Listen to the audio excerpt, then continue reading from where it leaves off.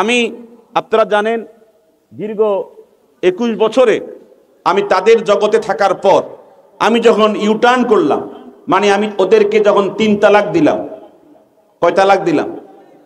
একবার আমি চূড়ান্ত সিদ্ধান্ত নিয়ে তালাক দিছি। এই তালাক শব্দের অর্থ হচ্ছে কি দেওয়া, ছেড়ে দেওয়া। এটা কোনো স্বামী স্ত্রীর তালাক না, এটা কি দেওয়া? আমি চূড়ান্ত ছেড়ে দিয়েছি, এটা আমার সিদ্ধান্ত। আমার মৃত্যু হবে কিন্তু এই বাতিল পথে আমি ফিরবো না। এই সিদ্ধান্ত নেওয়ার পরে যেই পরিমাণ আমাকে গালিগালাজ করেছে, কথা বলে, যদি তারা নামে সুন্নি হতো, আহলুস সুন্নাত ওয়াল জামাতের অনুসারী হতো, আমি তো আর ইসলাম ধর্ম ত্যাগ করিনি। কথা কন না কা? আমি কি ইসলাম ধর্ম ত্যাগ করেছি? আমি তো ধর্ম ত্যাগ করি নাই। তা আমাকে যে পরিমাণ গালিগালাজ করেছে, যে পরিমাণ অশ্রাব্য ব্যবহার করেছে, তাতেই বোঝা যায় ওরা নবীজির শিক্ষা এখনো, কথা কন, শিক্ষা এখনো। এজন্য আমি বলবো, যারা গালিগালাজ করেছেন আমার নাম্বারে যোগাযোগ করে আমার থেকে ক্ষমা নিয়ে নেন, না হলে কিন্তু হাসরের মাঠে এইটা আমি ক্ষমা না করলে কিন্তু ক্ষমা মিলবে না। কথা কোন ক্ষমা মিলবে? আমাকে যারা হুমকি দিয়েছেন, আমাকে গুম করতে বলেছেন, আমাকে এই করবেন সেই করবেন, আমি মনে করি এই শিক্ষা তারা এখনো পায় নাই। কথা কোন ঠিক কিনা? এই শিক্ষা পাইলে এভাবে কি করতো না, গালিগালাজ করে এই সমস্ত আচরণ দুর্ব্যবহার করতো না। আল্লাহ পাক যেন আহলুস সুন্নাত ওয়াল জামাতে যারা আমরা আছি, আমরা যেন মন্দের বিপরীতে মন্দ আচরণ না করি। যারা অতর্কিতভাবে গুপ্তভাবে 18 ডিসেম্বর মুসলমানদেরকে হত্যা করেছে, তাদের ফয়সালা আল্লাহ পাক দিয়েছেন, এমনকি ওদের জন্য কঠিন শাস্তি রয়েছে। যদিও আমরা আমাদের এই দেশে আইন হাতে তুলে নেব না, তাদের উপরে কোনো হত্যা, কোন রকমের খুন খারাপি করব না, এটা সরকার দেখবে। যদিও আমরা আমাদের আইন হাতে তুলব না, কিন্তু হাসরের মাঠে এই বিচার হবে। কথা বলেন ঠিক কিনা? এই বিচার হবে কি হবে না? নবীজির সাহাবা একরাম সবাই তাকায় রইছে, যে রাতের বেলায় 10 জন সাহাবীকে নিষ্ঠুরভাবে হত্যা করা হলো। নবীজির কাছে যখন এই সংবাদ পৌঁছানো হলো, নবীজি খুব মর্মাহত হলেন। আর নবীজি ঘোষণা করেছেন, কেসাসের বদলায় কতলের বদলায় কতল, মানে কেসাস। এই সুমামা ইবনু উসালের রক্ত হালাল করে দিয়েছেন নবীজি। এদিকে সুমামা ইবনু উসাল বলেন, আমি আমার দেশে যখন পালিয়ে গেলাম, আমি কয়েকদিন পরে চিন্তা করেছি আমি বাইতুল্লাহ তাওয়াফ করতে যাব, আল্লাহর ঘর তাওয়াফ করব। তখনকার সময়ের মুশরিকেরাও বাইতুল্লাহ তাওয়াফ করত, কথা কোন ঠিক কিনা? সেই বাইতুল্লাহ তাওয়াফের নিয়তে তার ব্যাটালিয়ন, তার আইন শৃঙ্খলা বাহিনী, তার গোটা ফোর্স নিয়ে সে মক্কায় রওনা করেছে বাইতুল্লাহ তাওয়াফের জন্য। কিন্তু আল্লাহর কি ক্ষমতা, আল্লাহর কি কুদরত! নবীজি যখন বুঝতে পেরেছেন মদিনাতে অতর্কিতভাবে হামলা হয়ে 10 জন সাহাবী নিহত হয়েছে, শহীদ হয়েছে, তখন তিনি মদিনাকে পাহারা দেওয়ার জন্য প্রায় 50 জন সাহসী, অত্যন্ত শক্তিশালী 50 জন সাহাবীকে মদিনার সীমান্ত পাহারা দেওয়ার জন্য দায়িত্বশীল বানাইছেন। কতজন? সবাই বলেন না কতজন? এই 50 জন সাহাবী মদিনার সীমান্তে রাতে এবং দিনে সবসময় কি দেয়? পাহারা দেয়। এই সুমামা ইবনু উসাল আল হানাফি যখন মক্কা অভিমুখে বাইতুল্লাহ তাওয়াফের জন্য রওনা দিছে, মদিনার সীমান্তের কাছাকাছি আসার পরে সাহাবা একরাম সন্দেহজনকভাবে সুমামাকে এবং তার আইন শৃঙ্খলা বাহিনীর যত সদস্য ছিল সবাইকে গ্রেফতার করে মদিনার মসজিদে এনে ফিরার মধ্যে বাঁধে রাখছে। বলতে না সুবহানাল্লাহ। হুজুরে ফজর নামাজ পড়তে যাচ্ছিল মসজিদের মধ্যে, হুজুর দেখে সুমামা ইবনু উসাল, ইয়ামামার বাদশা, হুজুরের মসজিদের ফিলারের মধ্যে বাঁধা।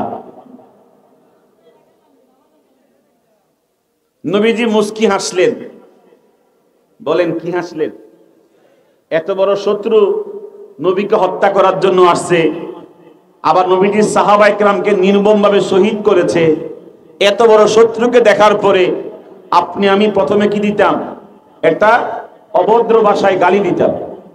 দেখো, আর নবীজি মুস্কি হেসে বলছেন, সুমামা আপনি এখানে? তখন সুমামা ইবনে উসাল বলেছেন, আপনার সাথীরা আমাকে রাতের বেলায় মক্কার দিকে যাওয়ার পথে, মদিনার সীমান্ত পথে আমাকে গ্রেফতার করে এখানে বন্দী করেছে। আমার নবীজি বলেন, ওয়ায়ুতিমুনা আত-তুআমা আলা হুব্বিহি মিসকিনাও ওয়া ইয়াতীমান ওয়া আসীরা। সাহাবায়ে কেরাম, তোমরা তাকে চেনো না, সে তো ইয়ামামার বাদশা, সে তো ইয়ামামার রাষ্ট্রনায়ক, সে তো সুমামা ইবনে উসাল। তাকে যেহেতু তোমরা বন্দী করে ফেলেছো, এখন সে আমাদের হাতে বন্দী, তাকে উত্তম খাবার ব্যবস্থাপনা আমাদের উপর কর্তব্য হয়ে গেছে। যার যার ঘরে যে ভালো ভালো খাবার আছে, এই খাবারগুলো প্রস্তুত করে তার সামনে নিয়ে আসে। সুমামা বলেন, আমার জন্য ভালো ভালো খাবারের অ্যারেঞ্জ করার জন্য উনি সাথীদের সাথে মিটিং করতেছে ফজর নামাজের পর। কখন বলেন না, কখন? আর নবীজি ঘোষণা করেছেন যে আজকে থেকে আমার উষ্টির দুধ আমি পান করব না, আজকে থেকে আমার উষ্টির দুধ পান করবে সুমামা ইবনে উসাল। এই ইয়ামামার বাদশাকে আমার উষ্টির দুধ আজকে থেকে পান করাবা। এই সমস্ত বক্তব্য শুনে সুমামা বলছেন যে আমিও রাষ্ট্রপ্রধান, যদি আমার এলাকার, আমার জনপদের 10 জন কেউ খুন করত, আমি তাকে পাওয়া মাত্রই কি করতাম? সাইজ করে ফেলতাম। কিন্তু মুহাম্মদ এমন রাষ্ট্রপ্রধান, আমাকে 10 জন খুনি আসামিকে পাওয়ার পরে আমার খাবার দাবার কেমন হবে, আমার পানীয় কেমন হবে, আমার থাকার আয়োজন কেমন হবে, এই নিয়ে তিনি সবাইকে নিয়ে পরামর্শে বসছেন। আমি তখন বুঝতে পেরেছি, দূর থেকে জানতাম সে জাদুকর, দূর থেকে জানতাম সে পাগল, কিন্তু এখন আমার পরিষ্কার হয়েছে তার মতো রাষ্ট্রনায়ক, তার মতো বাদশা এই পৃথিবীতে আর কেউ হবে না। তখন তিনি ফজর নামাজের পরে দেখলেন অনেক উত্তম খাবার তার সামনে পেশ করা হয়েছে। নবীজির ঘর থেকে যে খাবারগুলো পৌঁছানো হয়েছে, সাহাবায়ে কেরাম বলেছেন, এই খাবারগুলো আমার নবীজি নিজের ঘর থেকে আপনার জন্য পাঠিয়েছেন। তখন তিনি এই খাবার দেখে অবাক হয়ে গিয়েছেন, আশ্চর্য হয়ে গিয়েছেন। ফজর নামাজের পর থেকে জোহর নামাজ পর্যন্ত কত সাহাবী আমার কাছে আসলো, আমার থেকে বিদায় নিল, একজন সাহাবীও একটা খারাপ মন্তব্য, একটা খারাপ আচরণ, একটা মন্দ ব্যবহার আমার সাথে করলো না। অথচ সবাই জানে আমি রাত্রে বেলায় অতর্কিতভাবে ওদের 10 জনকে খুন করেছি। এত বড় অপরাধী হওয়ার পরেও তাদের একজন সাথী সঙ্গী আমার সাথে খারাপ আচরণ করলো না। আমি তখন জিজ্ঞেস করলাম একজন সাহাবীকে, তোমরা আমার সাথে খারাপ আচরণ করো না কেন? তখন ওই সাথী বলেছে, আমাদের নবী নিষেধ করেছেন, ইসলাম ধর্মে মন্দের বিপরীতে মন্দ ব্যবহার করা ইসলামে বৈধ নয়। এজন্য আমাদেরকে নিষেধ করার কারণে আমরা আপনার সাথে বন্দী হওয়ার কারণে কোনো খারাপ আচরণ করতে পারতেছি না। জোহর নামাজ গেল, আসর নামাজ গেল, মাগরিব ইশা, এরপরের ফজর জোহর আসর মাগরিব এশা, 2 দিন 10 ওয়াক্ত নামাজ গেল। সুমামা বলেন, এই আজান হয়ে যায়, এই একামত হয়ে যায়, সাহাবায়ে কেরামের কোনো আওয়াজ নাই, নিরিবিলি ওযু করে আবার নামাজে দাঁড়িয়ে যাচ্ছে, কাতারে দাঁড়িয়ে গিয়ে ইমাম তেলাওয়াত করে, এই সাহাবায়ে কেরাম পেছনে রুকু করে সেজদা করে, ওদের নামাজ, ওদের আজান, ওদের চাল চলন, ওদের আচার আচরণ, ওদের সৌন্দর্য দেখে আমার দিলের মধ্যে একটা রেখাপাত সৃষ্টি হয়েছে। আমিও মূর্তি পূজা করি, আমি একটা দিন পালন করি, আমার দিন থেকে মুহাম্মদের দিন আসমান জমিন পার্থক্য। আমিও রাষ্ট্রনায়ক, আমিও দেশের একজন রাষ্ট্রপতি, কিন্তু মুহাম্মদের রাষ্ট্রনায়ক, তার কার্যক্রম আর আমার কার্যক্রম আকাশ জমিন পার্থক্য। তখন এই সুমামা বলেন, ওয়াল্লাহি মা মিন ওয়াজহিন আবগাদু ইলাইয়া মিন ওয়াজহি মুহাম্মাদিন, আল্লাহর কসম করে বলি, আমার অন্তরে মুহাম্মদের চেহারা থেকে এত নিকৃষ্ট চেহারা, এত ঘৃণিত চেহারা পৃথিবীর কোনো চেহারাই ছিল না। কিন্তু এই 2 দিন মদিনায় থেকে থেকে মুহাম্মদ যখন আমার দিকে আসে, একটা মুস্কি হেসে চলে যায়, আবার যখন বিদায় নেয় মুস্কি হেসে চলে যায়। এত বড় শত্রু হওয়ার পরে আমার সাথে যে আচরণ করতেছে, এই আচরণ দেখতে দেখতে আমার অন্তর এত এত বেশি পরিবর্তিত হয়েছে, আল্লাহর কসম করে বলি, ওয়াল্লাহি মা মিন ওয়াজহিন আহাব্বু ইলাইয়া মিন ওয়াজহি মুহাম্মাদিন। 2 দিন তাদের ব্যবহার, তাদের চালচলন দেখতে দেখতে আমার অজান্তেই আমার অন্তরে মুহাম্মদের চেহারাই সবচেয়ে প্রিয় হয়ে গেছে, সবচেয়ে মুহাব্বতের হয়ে গেছে। সিরাত গ্রন্থের মধ্যে এসেছে, সুমামা বলেন, ওয়াল্লাহি মা মিন মাদিনাতিন আবগাদু ইলাইয়া মিন মাদিনাতি মুহাম্মাদিন। মুহাম্মদের শহর থেকে এত নিকৃষ্ট শহর, এত ঘৃণিত শহর আমার অন্তরে কোনো শহরই ছিল না। কিন্তু মাত্র 2 দিন এই মুহাম্মদের শহরের মানুষদের আচার আচরণ, ব্যবহার, ওদের সৌন্দর্য দেখে আমার অজান্তে আমার দিলে ওয়াল্লাহি মা মিন মাদিনাতিন আহাব্বু ইলাইয়া মিন মাদিনাতি মুহাম্মাদিন। মুহাম্মদের শহরই আমার দিলে সবচেয়ে প্রিয় হয়ে গেছে। বলতেন না সুবহানাল্লাহ? সে আরো দারুণ কথা বলেছে, আরো চমৎকার কথা বলেছে। সুমামা বলেন, ওয়াল্লাহি মা মিন দীনিন আবগাদু ইলাইয়া মিন দীন মুহাম্মদ। আল্লাহর কসম করে বলছি, মুহাম্মদের দ্বীন, মুহাম্মদের ধর্ম থেকে পৃথিবীর কোন ধর্মই আমার অন্তরে এত ঘৃণিত, এত নিকৃষ্ট ছিল না।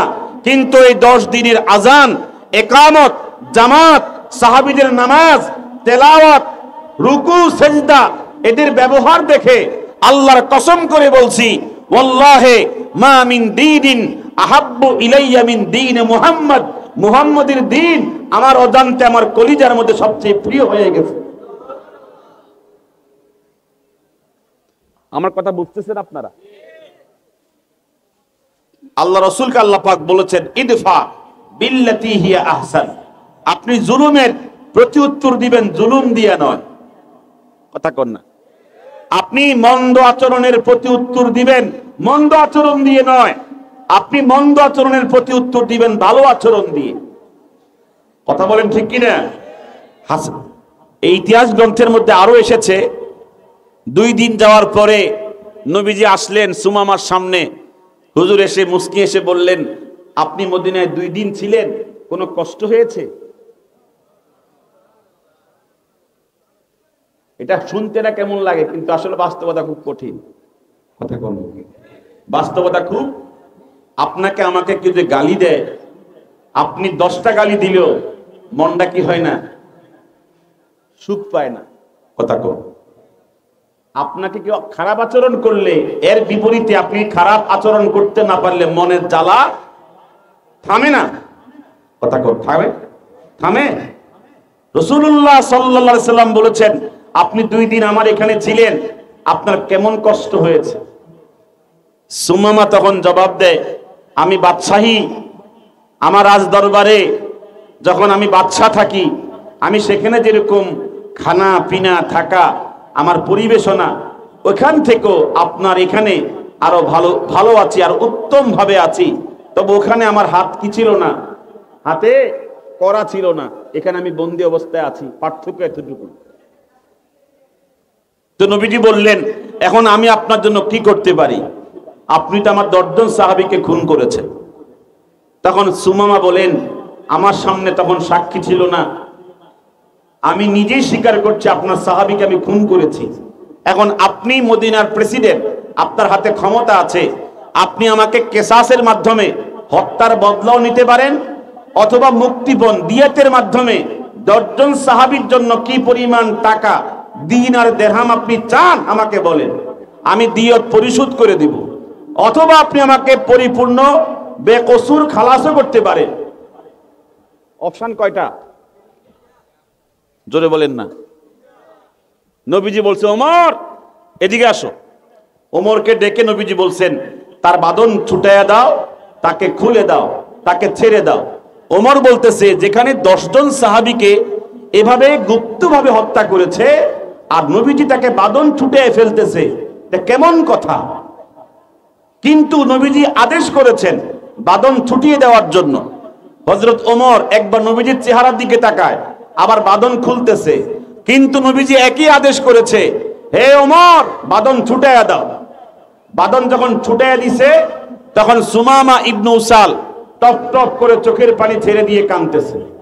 ওমর তখন তাকে জিজ্ঞাসা করে, তোমাকে ছেড়ে দেওয়া হচ্ছে, তোমাকে মুক্তি দেওয়া হচ্ছে, তোমার আনন্দের বিষয়, তুমি 10 জন সাহাবীকে খুন করেছো, এখন তোমাকে ছেড়ে দেওয়া হচ্ছে, তুমি এখন আনন্দের বিষয়, তুমি হাসবে, আর তুমি চোখ থেকে টপ টপ করে চোখের পানি পড়ছে, কারণটা কি? তখন সুমামা বলছেন নবীজির দিকে তাকাইয়া, ইয়া রাসূলুল্লাহ, ওয়াল্লাহি মা মিন ওয়াজহিন আবগাদু ইলাইয়া মিন ওয়াজহিকা, ওয়াল্লাহি মা মিন ওয়াজহিন আহাব্বু ইলাইয়া মিন ওয়াজহিকা ইয়া রাসূলুল্লাহ। আমি মদিনায় ছেড়ে দিয়া এ বাদন মুক্ত হয়ে আমি আর ইয়ামামায় যাব না, আমি আপনার ভালোবাসায় মদিনায় থেকে যাব। বলেন না সুবহানাল্লাহ। ওমরের কানে কানে বলছে, আশেপাশে কোথাও গোসলের ব্যবস্থা আছে, গোসল করা যাবে? বাকি নামক জায়গাতে গিয়ে একটা ঝর্ণার মধ্যে গোসল করে পরিপূর্ণ প্রস্তুতি নিয়ে সাহাবীদের সামনে এসে ঘোষণা করেছে, আশহাদু আন লা ইলাহা ইল্লাল্লাহ ও আশহাদু আন্না মুহাম্মাদান আবদুহু ওয়া রাসূলুহু। আপনারা বলেন, মন্দের বিপরীতে মন্দ আচরণ না করার কারণে ক্ষতি হইছে? বলেন, ক্ষতি হইছে? নবীজি এই ইয়ামামার বাদশাকে বলেছেন, তুই মদিনা থাইকা যে লাভটা হবে তার থেকে বেশি লাভ হবে ইয়ামামার বাদশাহী করলে। যাও সেখানে মসনদে দাঁড়ায়া বলবে আশহাদু আল্লা ইলাহা ইল্লাল্লাহ। তিনি সেখানে গিয়ে যখন কালেমার উচ্চারণ করেছেন, তার অনেক প্রজা, অনেক গভর্নর তার হাতে ইসলাম গ্রহণ করেছে। এমনকি তিনি মক্কার কাফের যখন নবীজির উপরে অত্যাচার অবিচার করে বদর, উহুদ, খন্দক বহু যুদ্ধে কষ্ট দিয়েছিল, এই ইতিহাস যখন তিনি জেনেছেন, তখন তিনি মক্কায় খাবার দাবার বন্ধ করে দিয়েছেন, আমদানি বন্ধ করে দিয়েছেন। ইতিহাস গ্রন্থের মধ্যে এসেছে, তখন মক্কার আবু সুফিয়ান ইবনু হারব এবং আবু মাসউদ আস-সাকাফি ওরা সকলেই মিলে মদিনায় নবীজির কাছে এসে বলেছে, আপনার ইয়ামামার বাদশা আমাদের সমস্ত খাদ্যদ্রব্য আমদানি বন্ধ করে দিয়েছে, 2 মাস পর্যন্ত মক্কায় কোনো খাবার ঢোকে না, আমাদের ঘরে ঘরে অভাব লেগে গেছে। তখন নবীজি বলেছেন, আমি তো জানি না ইয়ামামার বাদশা এই খাবার অবরোধ করেছে, আমি জানি না, আমি এখন আদেশ করে দেব যেন সে খাবার দাবার অবরোধ তুলে নেয় এবং তোমাদেরকে আবার খাবার দাবার চালু করে দেয়। সাহাবায়ে কেরাম নবীজির পক্ষ থেকে এমন শিক্ষা পেয়েছেন, হুজুরের আদেশ পাওয়া মাত্রই হযরত সুমামা ইবনু উসাল আল হানাফি আবার এই অবরোধ তুলে দিয়েছেন। এই খাবার যখন উট বোঝাই সহ মক্কায় প্রবেশ করেছে, ইতিহাস প্রমাণ করে এমন কোন ঘর বাকি ছিল না, পুরুষ, মহিলা, যুবক, যুবতী নবীজির এই বদান্যতা, এই উদারতা দেখে ভিতরে ভিতরে গোপনে গোপনে ইসলাম গ্রহণ করে ফেলেছে। এই কারণে 8ম হিজরিতে মাত্র অল্প কিছু মানুষ মারা গেছে। একটা দেশ বিজয় করতে কত হাজার মানুষ মরার কথা, কিন্তু প্রত্যেক ফ্যামিলিতে আগে থেকেই ইসলাম গ্রহণের জন্য উপযোগী হয়ে রয়েছে। যখন নবীজি মাত্র ঢুকছে, আর ইজা জাআ নাসরুল্লাহি ওয়াল ফাত ওয়া রাআইতান নাসা ইয়াদখুলুনা ফি দীনিল্লাহি আফওয়াজা, দলে দলে প্রত্যেক পরিবার থেকে আমার নবীর হাতে ইসলাম গ্রহণ করেছে। এজন্য ইদফা বিল্লাতি হিয়া আহসান ফাইদাল্লাযী বাইনাকা ওয়া বাইনাহু আদাওয়া।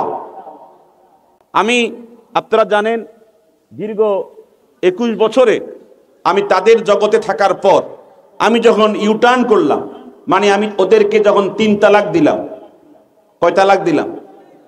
একবারে আমি চূড়ান্ত সিদ্ধান্ত নিয়ে তালাক দিছি। এই তালাক শব্দের অর্থ হচ্ছে কি দেওয়া, ছেড়ে দেওয়া। এটা কোনো স্বামী স্ত্রীর তালাক না, এটা কি দেওয়া? আমি চূড়ান্ত ছেড়ে দিয়েছি, এটা আমার সিদ্ধান্ত। আমার মৃত্যু হবে কিন্তু এই বাতিল পথে আমি ফিরবো না। এই সিদ্ধান্ত নেওয়ার পরে যেই পরিমাণ আমাকে গালিগালাজ করেছে, কথা বলে, যদি তারা নামে সুন্নি হতো, আহলুস সুন্নাত ওয়াল জামাতের অনুসারী হতো, আমি তো ইসলাম ধর্ম ত্যাগ করিনি। কথা কন না কা? আমি কি ইসলাম ধর্ম ত্যাগ করেছি? আমি তো ধর্ম ত্যাগ করি নাই। তা আমাকে যে পরিমাণ গালিগালাজ করেছে, যে পরিমাণ অশ্রাব্য ব্যবহার করেছে, তাতেই বোঝা যায় ওরা নবীজির শিক্ষা এখনো, কথা কন, শিক্ষা এখনো। এজন্য আমি বলবো, যারা গালিগালাজ করেছেন আমার নাম্বারে যোগাযোগ করে আমার থেকে ক্ষমা নিয়ে নেন। না হলে কিন্তু হাসরের মাঠে এইটা আমি ক্ষমা না করলে কিন্তু ক্ষমা মিলবে না। কথা কোন ক্ষমা মিলবে? আমাকে যারা হুমকি দিয়েছেন, আমাকে গুম করতে বলেছেন, আমাকে এই করবেন সেই করবেন, আমি মনে করি এই শিক্ষা তারা এখনো পায় নাই। কথা কোন ঠিক কিনা? এই শিক্ষা পাইলে এভাবে কি করতো না, গালিগালাজ করে এই সমস্ত আচরণ দুর্ব্যবহার করতো না। আল্লাহ পাক যেন আহলুস সুন্নাত ওয়াল জামাতে যারা আমরা আছি, আমরা যেন মন্দের বিপরীতে মন্দ আচরণ না করি, আমরা যেন মন্দের বিপরীতে নবীজির শিক্ষা মতো, কোরআনের শিক্ষা মতো ভালো আচরণ করতে পারি। সেই শিক্ষা, সেই তরবিয়ত যেন আমরা গ্রহণ করতে পারি। আল্লাহ পাক সকলকে তৌফিক দান করেন। বলেন না আমিন।